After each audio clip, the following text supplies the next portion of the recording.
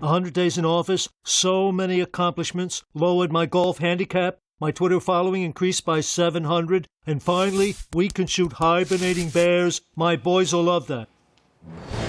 Tomorrow, Donald Trump marks 100 days in the White House. What has he done to justify the hopes and the fears that he brought to Washington? There's not a coherent foreign policy view, whether it's Russia or China. You know, what you can do is you can still get lots of retail sanity, but have some wholesale madness waiting in the back. But this former CIA director thinks the president knows what he's doing.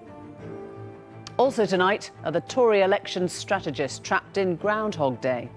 Weak and unstable coalition government. That choice between competence and chaos. Jeremy Corbyn, clearly a security risk. The economic chaos of Ed Miliband. A muddle-headed mugwump. He'll do anything to get into power. And remember this? For the past 17 years, I've been working on and dreaming of a bridge which will cross London in complete silence. A bridge with a garden on it. Has the Garden Bridge finally fallen down? The project, with serious financial issues exposed by this programme, has now lost public funding. What's the final bill?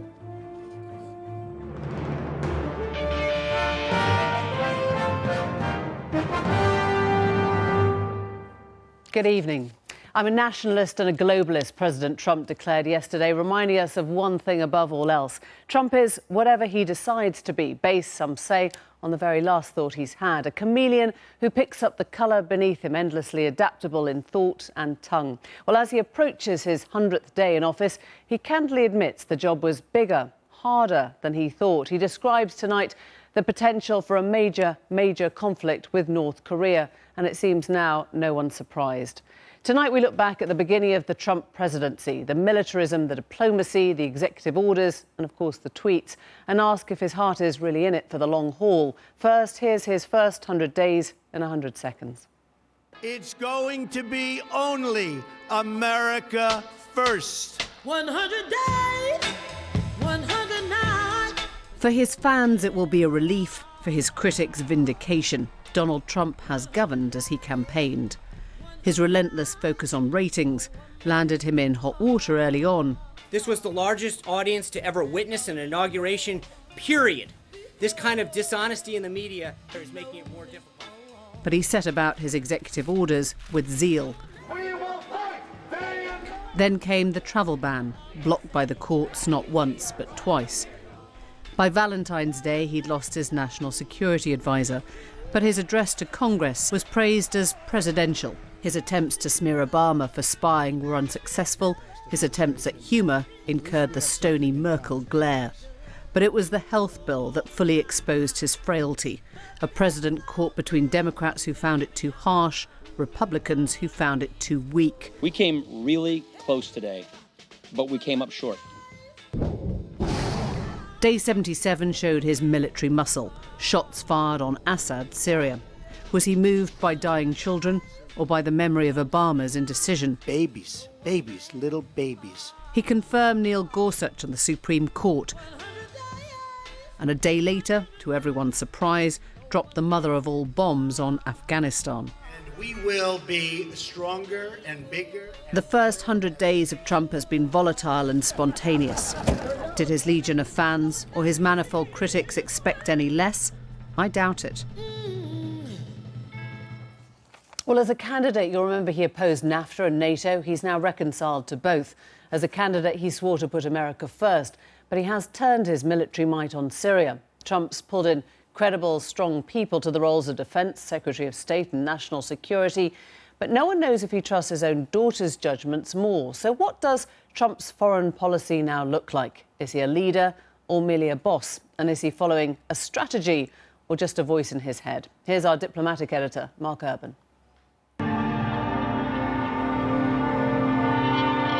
American foreign policy is made in a looking-glass world, shaped by powerful officials, competing agencies and interest groups.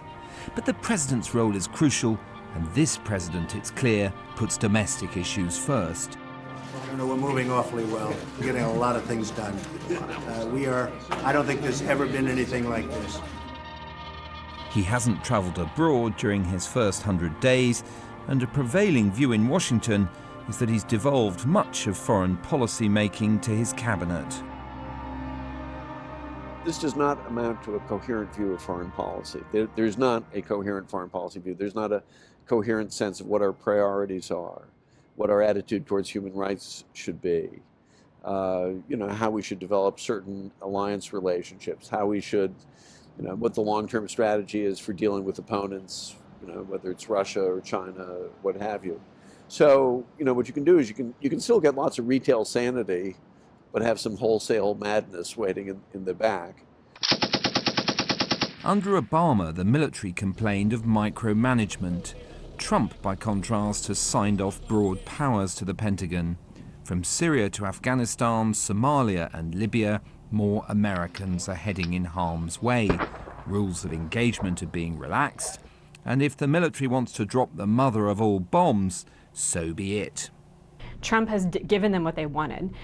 But what he hasn't given them is policy boundaries. He hasn't given them his philosophy and his worldview, his risk calculation about how much risk he's willing to take in terms of civilian casualties or other things, so that they can actually operationalize this delegation. And I think it's really detrimental to, frankly, our men and women in uniform who want to know if the justification for why they're taking risks is going to stay the same from day to day. As for the non-kinetic or soft power side of life, the new Secretary of State has had to accept a 39% budget cut and is only now, after initially being frozen out by the White House, assuming a bigger role. So if Trump has discarded some of his wilder campaign rhetoric about NATO being obsolete, having a trade war with China, or cozying up to Putin, what's the problem? Particularly if he's done so as a result of listening to expert members of his cabinet. Well, the president's foreign policy critics would say all he knows how to do is respond to day-to-day stimuli, and that he's got no idea of an overall strategy. Underlying the policy vacuum is the slowness of appointments by this administration. The State Department has 200 vacant political posts, from ambassadors to assistant secretaries and policy division heads. Maybe I could be accused, or the last administration could be accused of being too focused on process. But the fact is, people like Secretary Mattis, Secretary Tillerson, all these cabinet level people, they don't just come in and make decisions. They've had to work through various levels, that people have really worked over the issues at levels below them and made sure that we were doing something that was smart and that made sense with our overall foreign policy objectives. That is largely made by the whole contingent of political appointees, many of whom are Senate confirmed, that are largely absent from this administration. Some blame the absence of political appointees for the recent Carl Vinson mishap. The carrier was said by the White House to be heading for Korea, when actually, as the still non-appointed mid-level officials could have told them, it was far away and getting further. But underlying all the criticisms is the view that, with so many changes of course by the president himself, it's him who lacks strategy and fosters uncertainty. He will never come to see the importance of consistency and predictability and sort of stability and maturity in the conduct of foreign affairs. He still clearly believes that it's a good thing to be unpredictable, that it's a good thing to be very spontaneous, to be very transactional, and that's very dangerous. Ultimately, the efficacy of Trump's delegated approach is likely to be tested in a crisis. With a host of issues from Korea to Iran or Syria unresolved, that may not be long in coming. Mark Urban there, and joining us from New York is Ambassador James Woolsey, former director of the CIA, who also advised President Trump during the campaign and during the transition. And from DC, Janine Davidson, who served as Under Secretary of the US Navy under President Obama. It's very nice to have you both. Ambassador Woolsey, if I can start with you, do you understand a foreign policy in what Trump does? I think one may be starting to emerge, but the first 100 days for any administration is not a very good time to expect consistency and coherence. We're doing our American check and balance thing, and the checks and balances quite frequently early in an administration rather run away with the substance. I think the bright side of that is that President Trump has been willing to rethink some things that he thought he got wrong. He was, I think, focusing too much on the probability of very cordial relations with Russia. Took another look at it and has now started to, I think, take a tougher line. He did sort of the reverse with China in having put out some very strong statements about trade and then thinking about it a bit, realizing that yes, the Chinese are trying to dominate the South China Sea, and we don't like that, but he's getting along with China a lot better, I think, than he was at first. Let me put that to Janine Davidson. I guess that's right. Every president actually learns on the job. There is literally no other way to do it, and we should encourage a president who feels able to change his mind when he sees things differently. Sure. I genuinely hope that Ambassador Woolsey is correct and that what we're seeing here with all these strange reversals is a president who is learning. I'd like to think that's the case. It does coincide with his changeover in the National Security Council, his appointment of H.R. McMaster, which was probably the smartest thing that he's done. However, the array of actions and words and flipping and flopping that we have seen, as you have just described, is troubling because we don't know. It is too soon to tell. If what Ambassador Woolsey is saying is true, we should see consistency from here on out. I don't think that what we've seen in his temperament so far leads us to believe we're going to see that kind of consistency. So I do still worry that, that we are going to have a rocky road. Ambassador Woolsey, do you take that on board, that it is about temperament? It's not about changing your mind on certain issues. It's about the fact nobody can see where you're going or where your last action has come from except as the last thought in your head. I think one doesn't want to overestimate what I call President Trump's shtick, a vaudeville term. What does that mean? His sort of playful demeanor as part of attracting attention and experimentation. I think that's the best I could do. What he has done is in small meetings, and I've only been in a couple with him, he's extremely reasonable. He's very straightforward. He asks good questions. He answers questions well. He's a normal, rational, smart human being.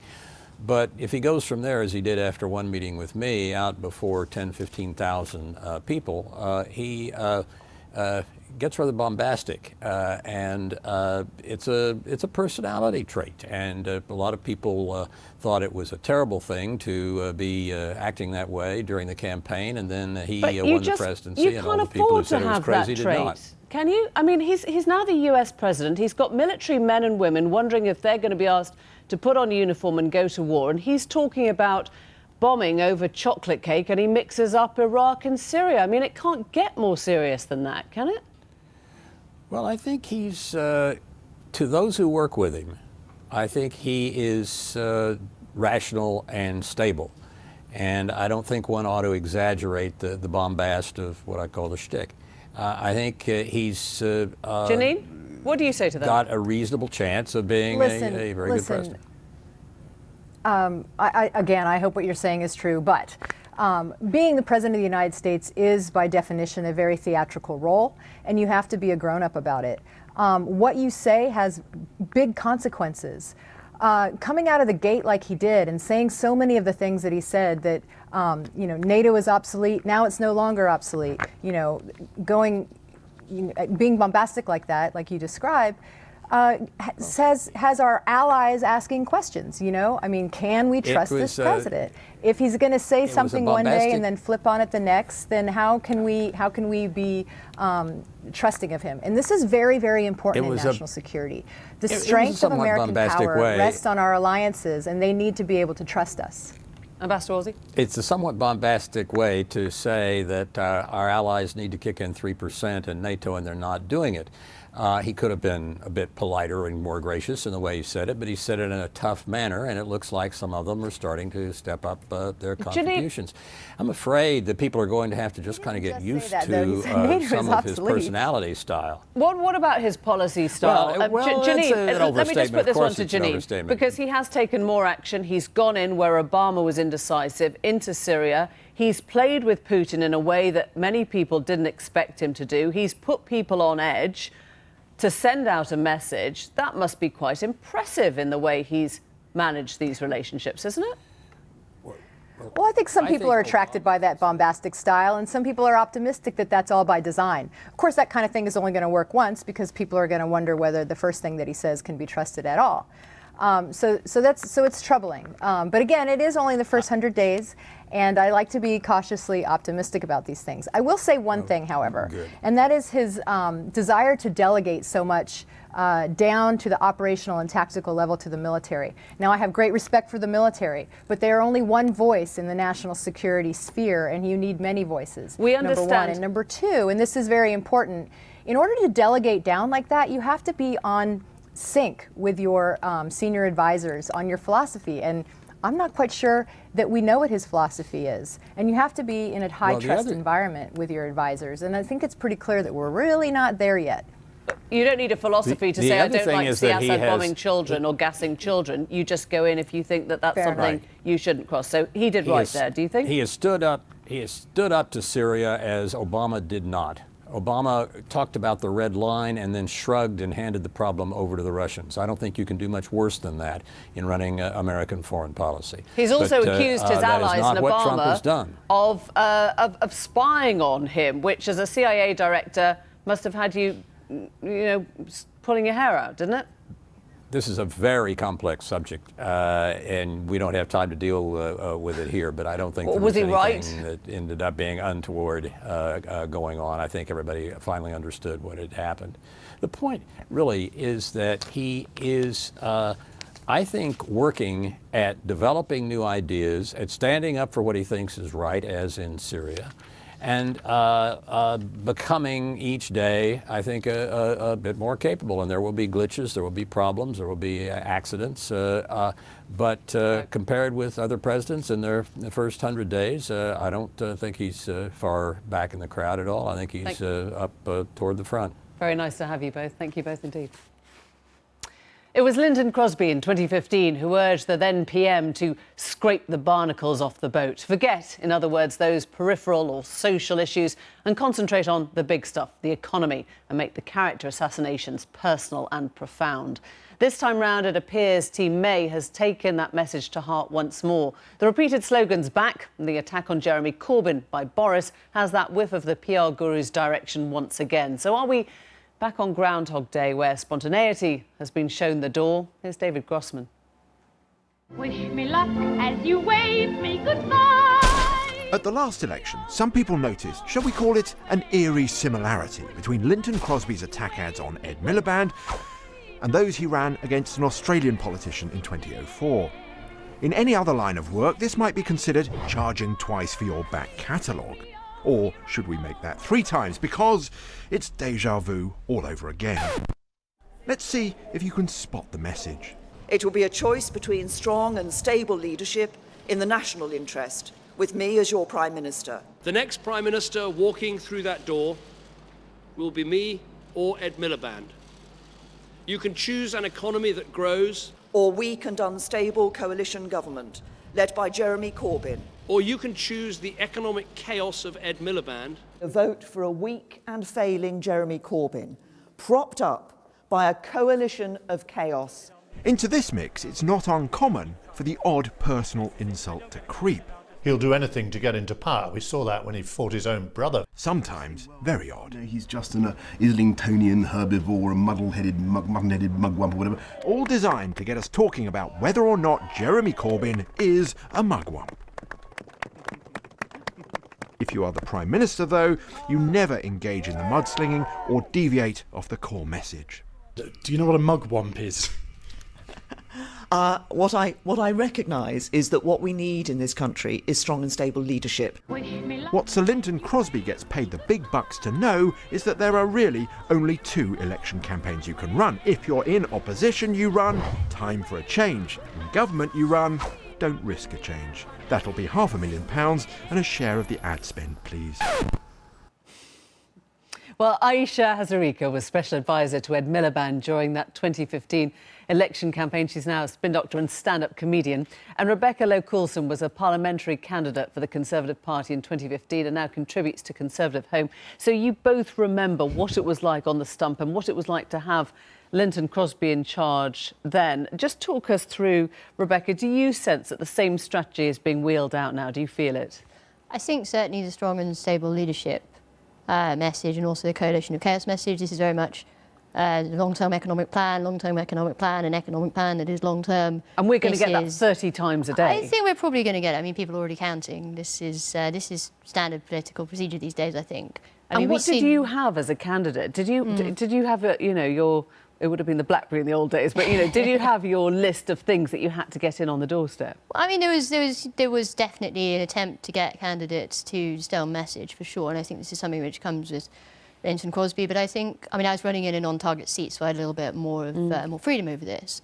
I think also, though, Theresa May is somebody to whom messaging is more important in general. I mean, under David Cameron, I think the broad messaging was we need to fix the economy, we need to fix the economy. Under Theresa May, we've seen from her first moments outside Downing Street, sort of one nation conservatism, and then the party conference, we've seen a country that works for everyone, we've seen just about managing people. This is somebody who's not leaving herself open to criticisms in the grounds of what are your justifications for doing this. I mean, under David Cameron, you had we're going to readdress welfare spending. Now, there are loads of great reasons to do that, but to fix the economy, maybe not so much. So I think messaging and centralisation are already key to Theresa May. I mean, this is a very, very centralised government. I should tell us what it was like to be on the receiving end of that, because it was not just the repeated slogans that you had and this idea of it, being chaos under Ed Miliband, but it was very personal attacks, wasn't it? It was Michael Fallon, for example, wheeled out and... It was very tough because there was this absolute kind of relentless sort of shelling of the sort of Labour camp with these core messages. Remember, we were also getting squeezed from the SNP side because they were saying, we will be doing some sort of deal. So it was, what's different about this election to the last election was, under Ed, there was a sort of, it was more plausible to make that argument about the coalition because of the way the numbers were looking. But it was tough, and certainly the personalised attacks, particularly from Michael Fallon, and it's interesting that he's been kind of wheeled out again, and we've seen Boris making highly personalised attacks against Jeremy Corbyn.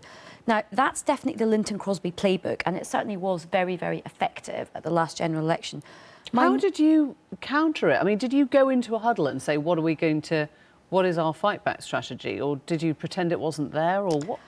Well, I mean, look, you're always prepared for the slings and arrows in the heat of an election campaign. I mean, our slogan was sort of, a better plan for a better future. And we had a whole set of policies that, we felt very kind of confident in. But that, you're not going to go into an election campaign where you're not going to get attacked. I mean, we were attacking Cameron in terms of, don't let him take us back to the 1980s and, we had a bit of Britain can do better and all that type of thing. But I think the sort of the message discipline was quite, it was quite ferocious from the Conservatives. The only thing I'd just say about this time that is slightly different, we've had a lot of elections since 2015. We had the 2015 election. We then had the EU referendum. Yeah. And I think people are just going to be a bit more savvy and want to know a little bit more than just this mantra, this Dalek mantra. They want to know what the Conservatives are going to offer. They do work, don't they? I mean, we think we can see the strings or feel the strings, but they work, presumably, do they? I think this is true. I mean, I think there are two things. One, first of all, I completely agree that to run a fear campaign, you have to be up against somebody that people are frightened of.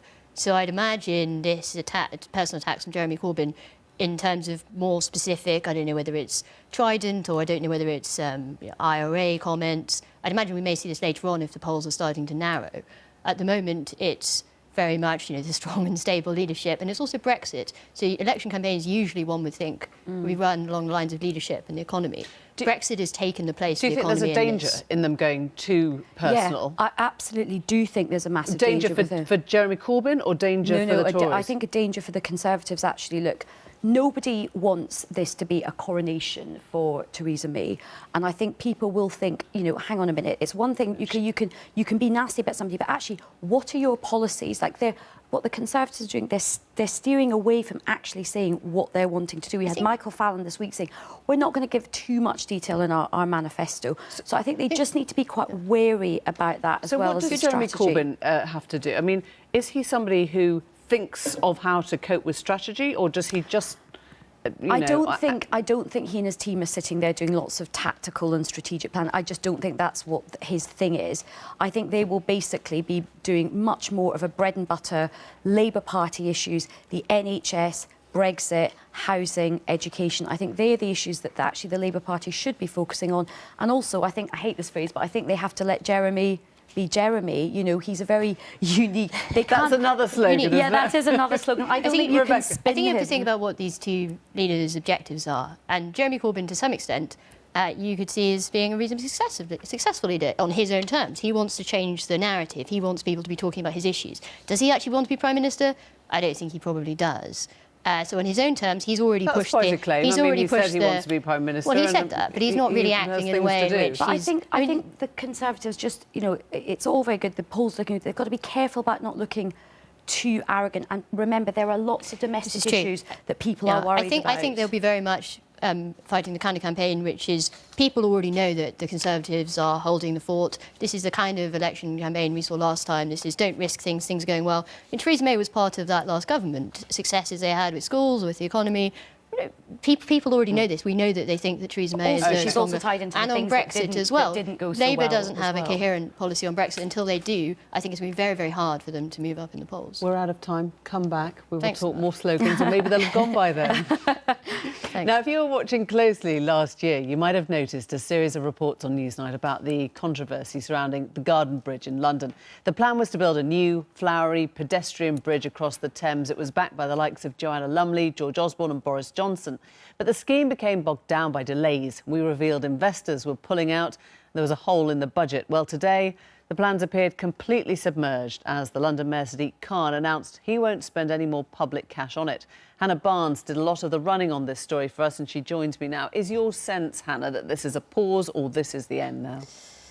Officially, it's not the end, but unofficially, it certainly looks that way, because what Sadiq Khan has said today is that if the bridge were ever to be built, he won't guarantee those ongoing maintenance costs. And the reason why that's seen as the nail in the coffin is because that guarantee is part of the planning permission and other licences that the bridge needs.